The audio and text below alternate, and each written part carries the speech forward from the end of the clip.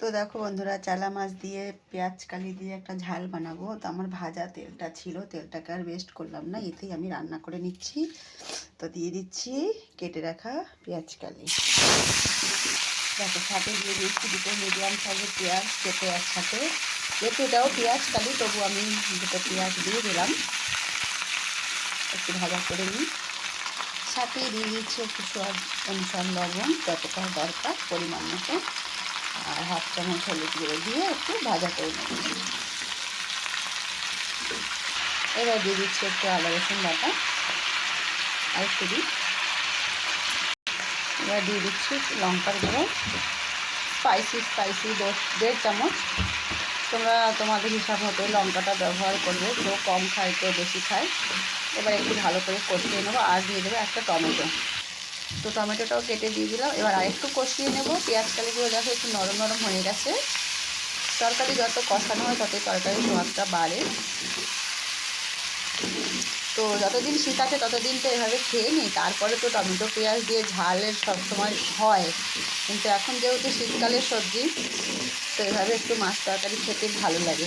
গ্রামের বাড়ির কথাগুলো মনে পড়ে যায়, আমরা তো আর সবসময় পাই না, তো যখন পাই তখন একটু মন করে এভাবে খেতে। যাই হোক, হয়তো ভাববে যে আমি সেম রেসিপি বানাচ্ছি, যেরকম পারি সেরকম বানাই। তোমাদের যদি ভালো লেগে থাকে সিম্পল ঘরেলু রেসিপি, তাহলে অবশ্যই একটু শেয়ার করে দিও। আগে দেখার সুযোগ করে দিও সবাইকে, স্কিপ না করে ভিডিওটা পুরো দেখার চেষ্টা করো। মোটামুটিভাবে তরকারিটা কষানো হয়ে গেছে, টমেটোটা একটু কাঁচাই রাখছি। এবার হলো বাড়ি জল দেওয়ার। তো দেখো আমি ঠিক গ্রেভি হিসেবে জলটা দিচ্ছি, তোমরাও পরিমাণ মতন জলটা ব্যবহার করবে, যে যতটা রাখতে চাও।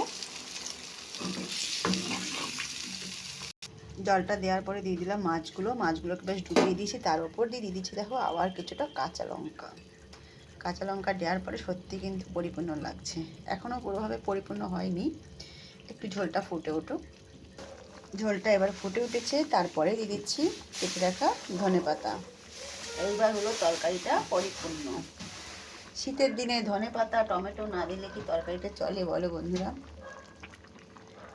তো আমার ফেসবুক চ্যানেলের নিচেই দেওয়া রয়েছে ইউটিউব চ্যানেলের লিঙ্কটা, যদি তোমাদের ভালো লাগে তাহলে কিন্তু একটু সাবস্ক্রাইব করে দেবো আমার ইউটিউব চ্যানেলটাকে। আর সবাইকে অনেক অনেক ভালোবাসা।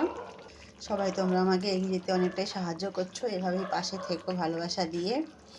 আমিও সবার পাশে থাকার চেষ্টা করছি এবং করব সব সময়। আর রেসিপিটা যদি ভালো লেগে থাকে তাহলে অবশ্যই শেয়ার করে দেবে, ভুলবে না কিন্তু, স্কিপ করে যাবে না, ভিডিওটা পুরো দেখবে, তারপরে শেয়ার করবে, পরেই একটা লাইক কমেন্ট করবে, আর কমেন্টের মাধ্যমে জানাবে কেমন লাগলো। অবশ্যই ঘরে বানিয়ে খাবে, তারপর জানাবে। তো সবাইকে ধন্যবাদ, টাটা, বাই বাই।